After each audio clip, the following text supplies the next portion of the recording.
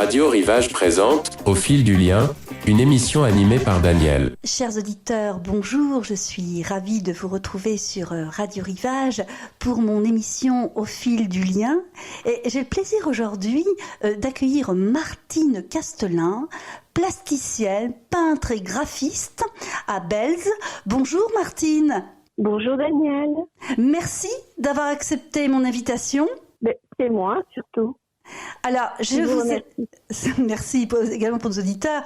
Alors, je vous ai découvert à travers vos publications concernant vos créations sur votre page Facebook, et j'ai été surprise à la fois par la richesse du sens qui est porté dans vos créations, beaucoup de réflexion, de recherche et de démarche bien sûr artistique, et aussi une grande poésie et un aspect littéraire concernant vos créations. Est-ce que Martine, vous vous retrouvez dans cette observation? Tout à fait. Vous avez cité le mot qu'il fallait dire en disant littéraire. C'est en effet pour moi une façon de découvrir le monde. Il faut d'abord mettre des mots et puis après transcrire ces mots en images pour comment dire, sublimer ma découverte. D'accord. Alors vous êtes plasticienne, peintre et graphiste, donc plusieurs disciplines. Oui. S'il vous plaît, j'ai pas entendu. C'est plusieurs disciplines auxquelles vous vous intéressez. Oui, c'est plusieurs disciplines. En fait, j'aime bien mêler l'ensemble. J'aime beaucoup lire, j'écris aussi, et quand je peins, j'essaye toujours de transcrire ce que je ressens avec des mots, et les transmettre en peinture, en dessin. C'est pas toujours évident, mais j'y arrive. Je suis pas toujours contente, mais ça fait rien, je persiste. Et voilà.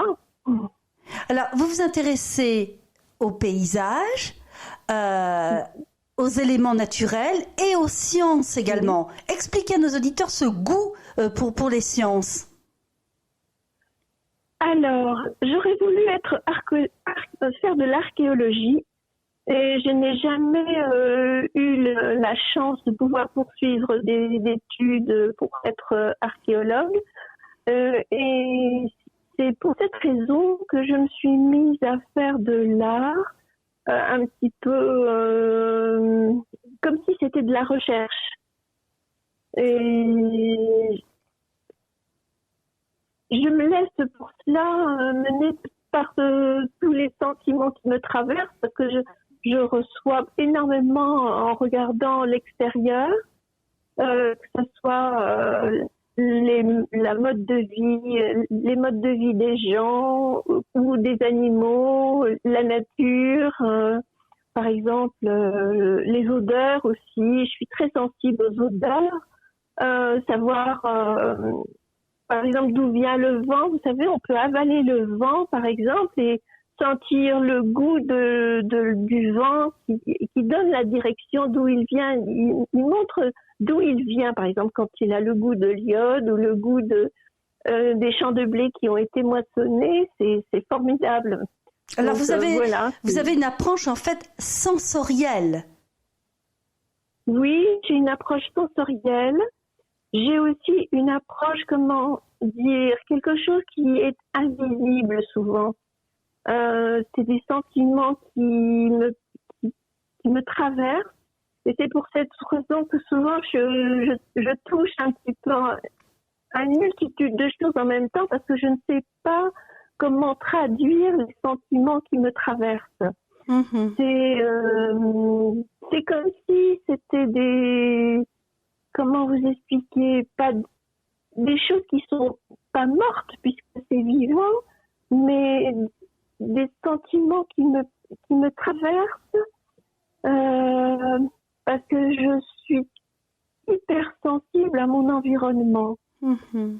Par exemple, je suis de caractère animiste. J'aime bien interroger la nature. J'aime bien... je l'interroge comme j'interroge les gens. Ou même souvent, les gens n'ont même pas besoin de me parler. Je sens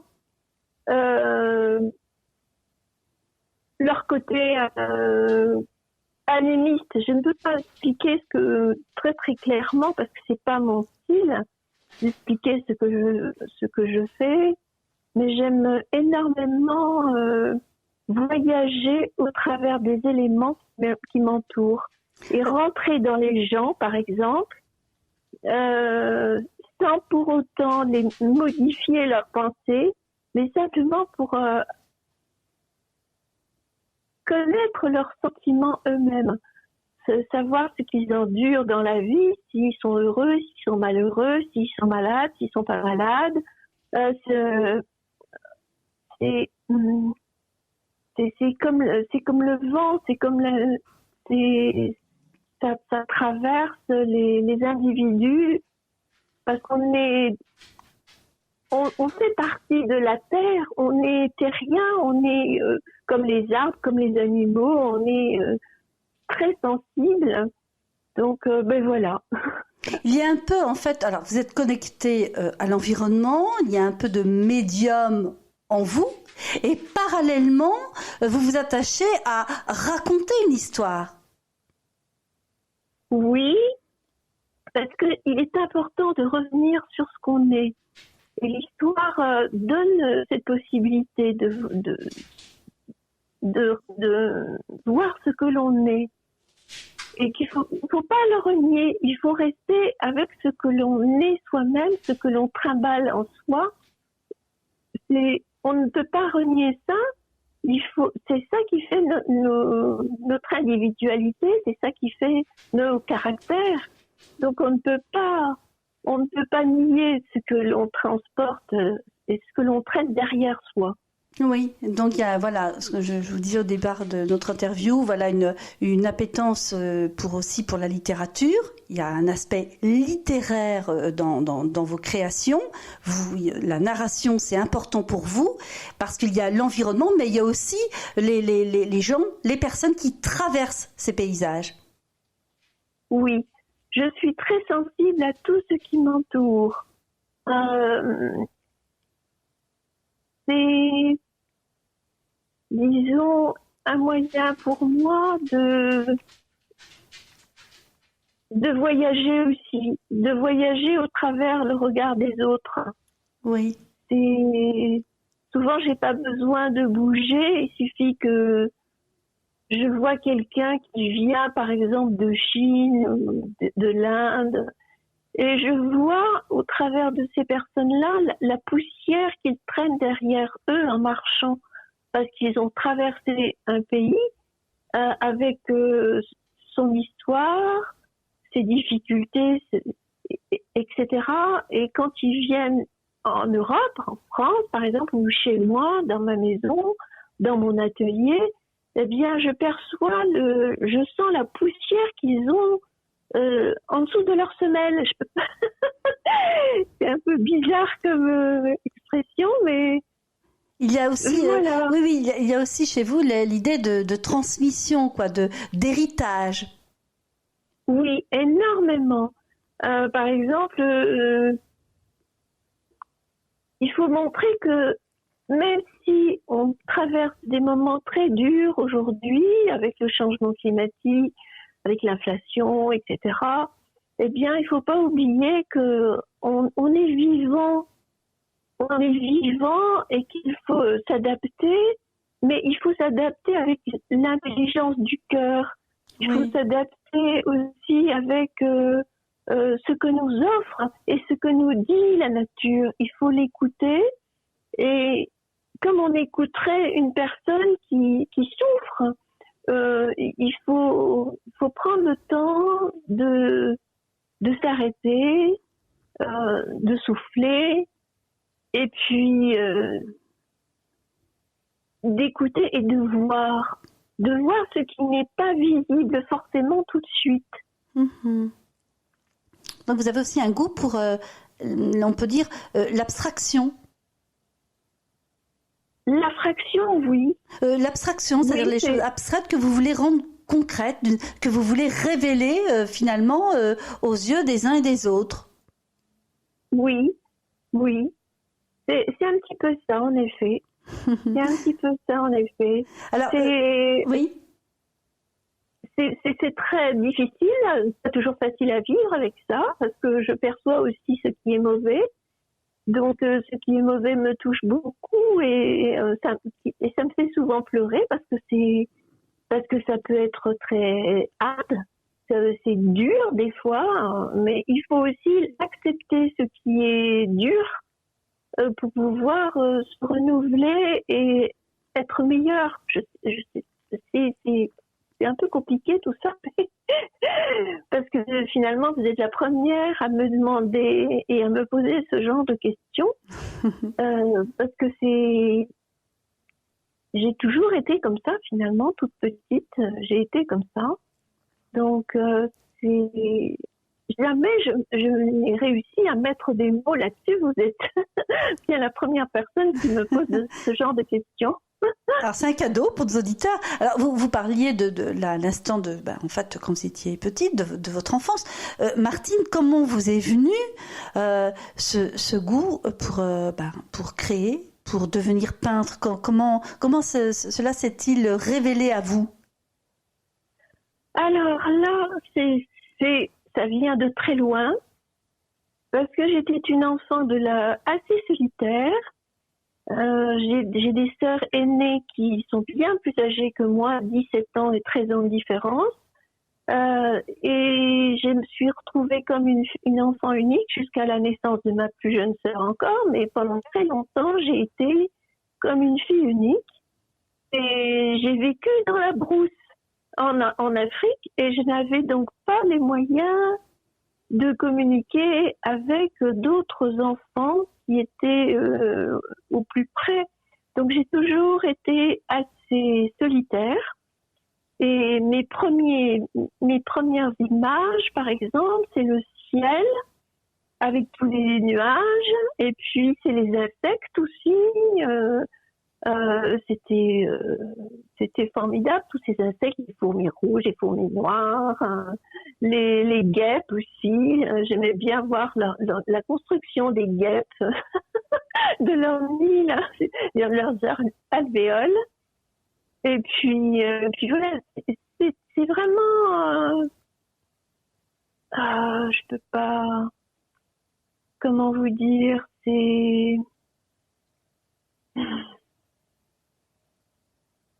oui, eh bien, je ne peux pas vous dire, c'est vraiment mes premières images. Et puis aussi, j'ai eu une mère qui était très artiste. Oui. Et qui m'a montré, par exemple, ma mère, elle savait faire éclore une fleur rien qu'en la touchant de ses doigts. Elle choisissait un bouton, par exemple, un lys, et elle disait, tiens, viens ici, regarde, je vais te montrer quelque chose.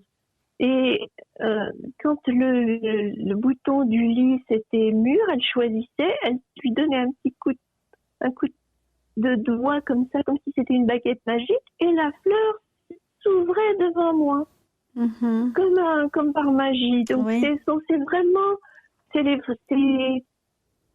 vraiment mes premières images,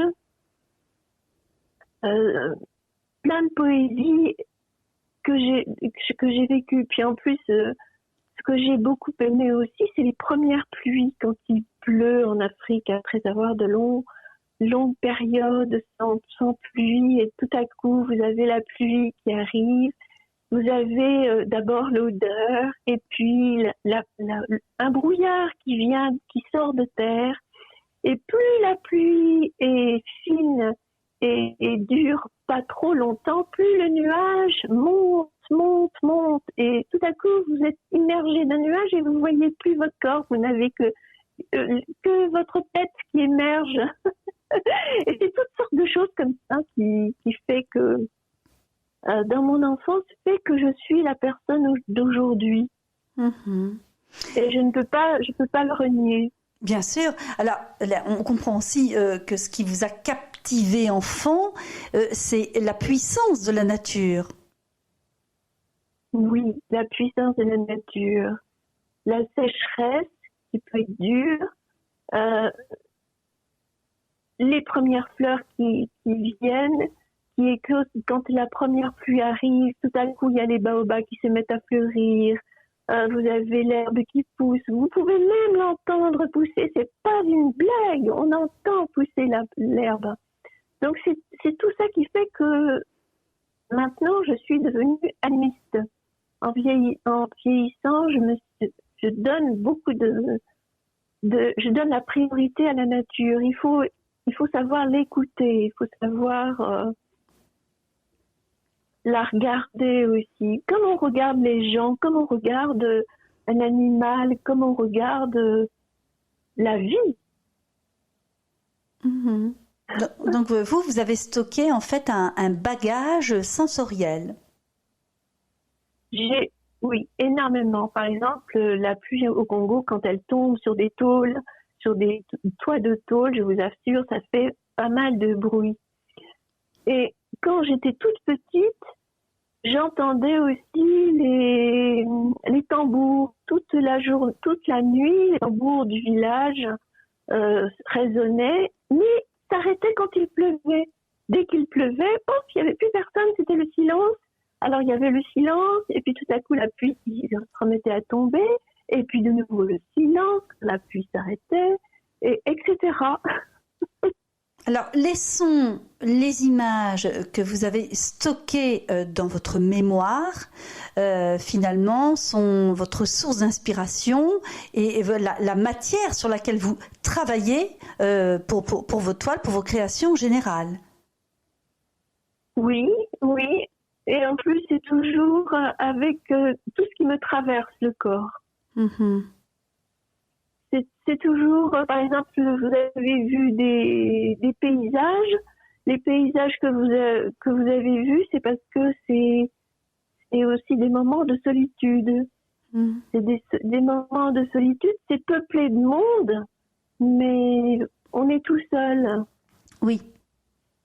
C'est assez curieux comme quand ça arrive, ce sont des moments assez intimes et assez mystérieux aussi. On ne peut pas savoir pourquoi tout à coup on est tout seul et on n'est plus du tout. On est entouré, mais on est dans le vacarme du monde. On est tout seul. Mmh. Donc en fait, vous posez aussi en filigrane des questions métaphysiques. Oui. Je suis quelqu'un de très spirituel. Pas dans le sens de la croyance aussi. La croyance en l'individu, parce que je suis persuadée que l'individu peut être meilleur quand il le désire. Aussi les histoires de guerre et tout ça, je comprends pas.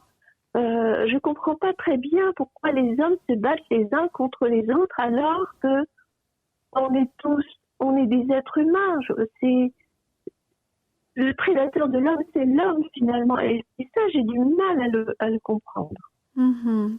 Sans doute parce que pour vous, encore une fois, la priorité, en tout cas votre attention est captivée par la puissance de la nature qui, elle, a ses lois, a ses règles, et que pour vous, eh bien, tous ces combats finalement sociaux ou entre individus vous semblent dérisoires en termes de puissance.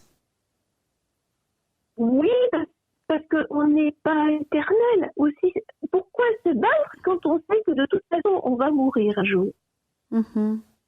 Et pourquoi être haineux vis-à-vis de certaines personnes alors que on va disparaître? Et qu'est-ce qu'on va laisser derrière soi? De la haine? C'est pas. Je comprends pas toujours cette façon d'être. Alors le monde dans lequel nous vivons, Martine, est-ce qu'il y a des sujets qui vous intéressent particulièrement et qui débouchent sur des créations récentes? Alors, pas toujours, parce que, par exemple, les histoires de haine et tout ça, la guerre, les injures qu'on se donne, qu'on s'envoie à la figure, tout ça. Je préfère ne pas en parler parce que ça fait trop mal. Oui. Et je préfère sublimer ce qui est beau. Et j'aime bien quand je vois une personne qui a une belle personne à l'intérieur d'elle-même, je préfère le lui dire, je préfère dire que cette personne, vous êtes belle à l'intérieur. J'ose le dire quand je vois quelque chose de formidable. J'adore dire, je vous salue, je vous remercie, vous êtes formidable, vous me donnez foi en moi, en individu. Tout le monde n'est pas haineux, tout le monde ne désire pas la guerre, c'est formidable. Il faudrait qu'il y ait plus de personnes comme ça. Donc voilà, c'est peut-être ambitieux de ma part, mais voilà. Enfin, votre démarche est pacifique, on le comprend bien sûr. Voilà, l'amour de la nature, des éléments naturels, et puis aussi votre souhait de transmettre quelque chose qui parfois nous est invisible. Oui, en effet. Et puis, j'aime surtout dire aux individus et surtout aux jeunes que je rencontre, faites que votre vie soit une œuvre d'art. Et on sait prendre sa vie en œuvre d'art, tout va aller très bien. C'est la clé, c'est le sésame pour bien évoluer, pour bien grandir. Devenir une adulte et devenir un vieillard lumineux, on finit pas de grandir, on n'en finit pas même quand on finit de grandir quand on meurt. Donc c'est voilà. Alors, vous nous parliez là des jeunes à l'instant. Martine, vous donnez des cours, me semble-t-il, dans une école. Oui, alors là ce matin par exemple, j'ai été à Carnac dans une école primaire. C'est exactement une maternelle, mais c'était avec les plus grands de maternelle. Et on a construit des petits astronautes et un paysage pour leurs petits astronautes qu'ils ont fait dans des rouleaux de papier WC. Parce que je trouve ça formidable, les rouleaux là. Donc on a fait des petits bonhommes, des petits cosmonautes, parce que peut-être que parmi eux il y aura des cosmonautes. Et on a mis à la place de la tête leur portrait. Chacun avait fait son portrait et on a collé comme ça. Il devenait l'objet en question. Le petit astronaute devient une part d'eux-mêmes. Peut-être qu'ils seront astronautes un jour. Ils partiront peut-être sur Mars ou ailleurs. On ne sait pas. Ce sont de très jeunes élèves. Qu'est-ce qu'ils vous apprennent, ces très jeunes élèves? Ils disent toujours oui. Alors ça, c'est formidable. Oui pour l'aventure. Oui pour aller dans l'espace. Oui pour peindre. Oui pour coller. Oui pour donner des coups de ciseaux, pour créer. C'est formidable. C'est plein d'enthousiasme et c'est beau. Les enfants, les enfants, je dis toujours, les enfants, quand on en a, c'est vrai que ça coûte cher. Un enfant, ça coûte cher, un enfant. Il faut le nourrir, il faut l'habiller, il faut lui donner tout ce qu'il lui faut pour qu'il se fasse intellectuellement bien. En plus, ça coûte cher un enfant. Mais alors, qu'est-ce qu'on est riche en soi? Un enfant apporte la richesse de l'amour, apporte la richesse du cœur. C'est formidable. Et parlez-vous de la nature avec vos élèves, avec ces enfants? Oui, par exemple, c'est beau par exemple, une toile d'araignée. Vous avez une toile d'araignée Alors le matin, elle est pleine de rosée. Et je dis toujours à mes petites filles, par exemple, surtout, il ne faut pas la démolir, on va la regarder. Elle est pleine de gouttes de rosée le matin. Tout à coup, il y a le soleil qui arrive. Elle est pleine de multitudes de couleurs. Et puis vient l'hiver, elle est toute givrée, toute blanche. C'est formidable, une toile d'araignée. Et quand je suis arrivée du Congo, par exemple, et que je suis arrivée dans le sud de la France, j'ai vu ce que les gens du pays appelaient des voiles de vierge. Et les voiles de vierge, c'était des toiles d'araignées qui étaient avec plein de bébés araignées dessus, et que le vent et la mer avaient enlevé toutes les attaches de ces toiles d'araignée qui transportaient ces petits, et un coup de vent, ça partait dans le ciel et ça voyageait au travers des champs d'oliviers, les champs d'amandiers. C'était magnifique. Et quand tout à coup le vent vous apportait ça et vous recevez ça dans le visage, vous poussiez des cris. C'est formidable. La nature est belle quand on prend le temps de la regarder. Alors, par rapport à la nature et à l'environnement, au climat, est-ce que lorsque vous discutez avec les enfants, notamment à qui vous donnez des cours, ils vous parlent de leur anxiété par rapport au climat et au danger dans lequel se trouve notre planète? Alors non. Non, ils ne le disent pas. D'abord, ils sont un petit peu trop jeunes et en plus, ils sont vierges, ils sont pleins d'espérance. Donc, à quoi ça sert de leur dire quoi que ce soit? Ils auront tout le temps de voir ce qui se passe. Donc, il faut laisser l'enfant à son stade. C'est pas la peine d'essayer de le rendre adulte et de le rendre pitoyable avec ce que nous on laisse, ce que l'on a fait de notre planète. Ils ont le temps de voir ce que on laisse, ce qu'ils vont devoir régler. C'est pas la peine de rendre l'enfant adulte tout de suite. Mm-hmm. Laissons les enfants enfants. Et puis, quand il devient adolescent, laissons-le adolescent. Et puis, quand il devient un jeune adulte, laissons-le voir la vie parce qu'il est un jeune adulte. Et quand il sera grand-père ou grand-mère, eh bien, ils vont en prendre d'autres consciences et c'est une autre conscience et ainsi de suite. Il faut laisser les gens tels que ils ont envie d'être. On a tout le temps de voir la misère, le mal, la guerre. Ils ont le temps. Et d'ailleurs, un enfant qui voit la guerre, c'est un enfant abîmé. Mm-hmm. Donc c'est assez terrible de voir un enfant abîmé par la guerre. Par exemple, moi, j'ai vécu l'indépendance. J'ai vu des choses que j'aurais jamais dû voir enfant.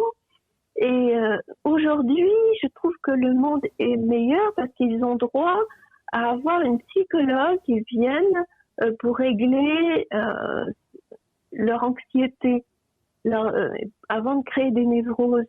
Mais de mon temps, ça n'existait pas, ça. Donc, vous voyez, on fait des progrès. Et on fait énormément de progrès.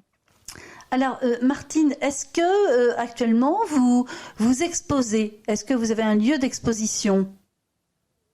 Alors, j'ai exposé il n'y a pas longtemps à Saint-Esprit à Auray, oui.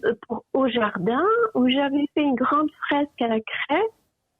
Et je me suis vraiment bien amusée. Et puis bientôt, je vais faire aussi une exposition à Carnac sur le thème du cosmos. Oui. Et où je me suis bien amusée aussi, puisque j'ai créé un jeu de piste pour les jeunes enfants, d'ailleurs, pour les enfants. Et ils vont devoir trouver ce que cherche un petit astronaute. Et donc voilà, donc il y a tout un circuit qui va se faire à Kernac et qui va emmener à la salle d'exposition. Et là, j'ai créé une espèce de hublot, comme si on regardait l'univers. Et dans cet hublot, il y a des étoiles. Et quand on met le casque audio, on pourra entendre, en effleurant certaines étoiles, les martiens qui parlent, le vent cosmique, de l'espace, et puis aussi l'astronaute qui demande à la Terre, qui pose des questions à la Terre, etc. Donc tout ça, voilà, tout ça, ça va se faire à Karnak. À Karnak. Karnak. Alors, voilà. Et nous sommes huit autres artistes. On est 8 artistes en même à faire chacun son travail propre. D'accord. Alors, vous êtes une artiste pluridisciplinaire et on l'entend quand vous échangez avec nous aujourd'hui. Vous faites une place finalement à la notion de récréation. Oui, il faut faire de la récréation. Il faut créer. Il faut s'amuser aussi. Il faut prendre avec beaucoup d'humour tout ce qui nous entoure. C'est pas la peine de gémir. Gémir, ça ne sert à rien finalement, gémir. Il faut essayer de trouver la solution. Et souvent la solution, on la trouve quand on donne, comment dire, tout à coup le côté un peu absurde de la chose. Quand on se trouve, mon Dieu, comme c'est absurde, mais c'est complètement absurde, c'est tellement absurde que c'en est drôle, quoi. Voilà. Vous devez prendre les choses avec un certain humour aussi. Oui. Alors, Martine, oui. à chacune de mes interviews, je tends une carte blanche à mon invité. Qui lui permet d'évoquer alors un sujet qui lui tient particulièrement à cœur. Alors ça peut être un film, ça peut être une exposition, un sujet de société, une exposition à voir ou que l'artiste a vu et veut faire partager. Quelle est cette carte blanche pour vous, Martine Castelin ? Alors là, je crois que c'est Thomas Pesquet. Oui. Avec son charisme, son courage aussi, parce que je pense que je ne pourrais jamais être enfermée dans un module comme ça et qui circule au-dessus de la Terre. Vous parlez de l'astronaute. Thomas oui, Pesquet. Voilà, c'est ça. Voilà. Donc c'est le futur, c'est le. Et en plus, ça me semble être une bonne personne. Il dégage en lui beaucoup d'espoir, beaucoup de poésie aussi, parce que c'est un artiste. Donc voilà. C'est vrai qu'il a fait beaucoup de photos de son voyage dans l'espace. Oui. Et pour vous aussi, c'est relié au mystère de l'univers, du cosmos, que vous affectionnez particulièrement. Oui.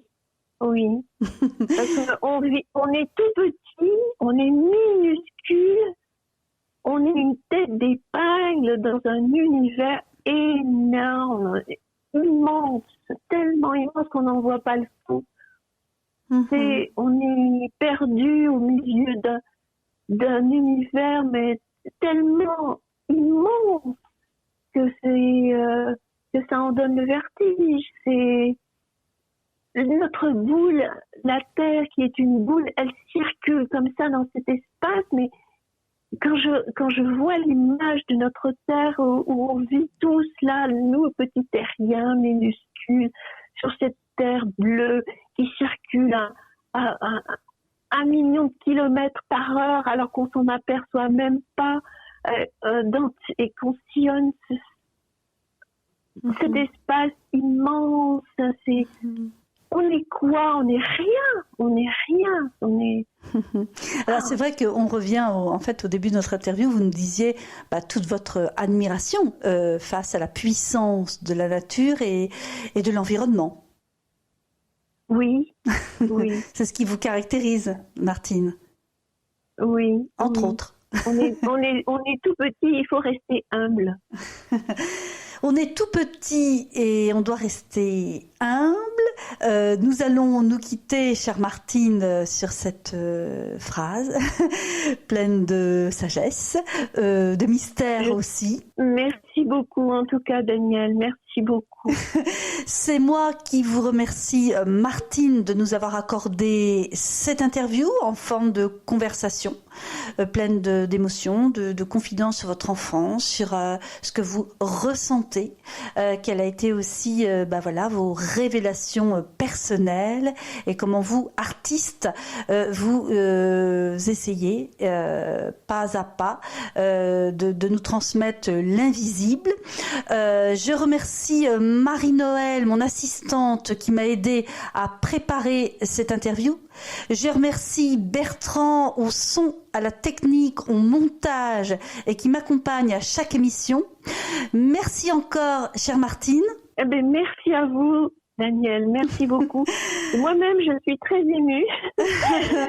J'ai jamais pu m'exprimer comme ça. Merci beaucoup. C'est un véritable cadeau que vous nous faites et également pour nos auditeurs qui sont férus d'art et aussi surtout de témoignages d'artistes et de confidences sur les ressentis, sur leur vie, sur ce qui compte pour eux. Vous l'avez fait avec beaucoup à la fois de pudeur et vous êtes livré à nos auditeurs pour une émission, une interview qui est vraiment très, très riche et très profonde. Je dis à bientôt à nos auditeurs sur Radio Rivage pour mon émission Au fil du lien. C'était Au fil du lien, une émission animée par Daniel sur Radio Rivage.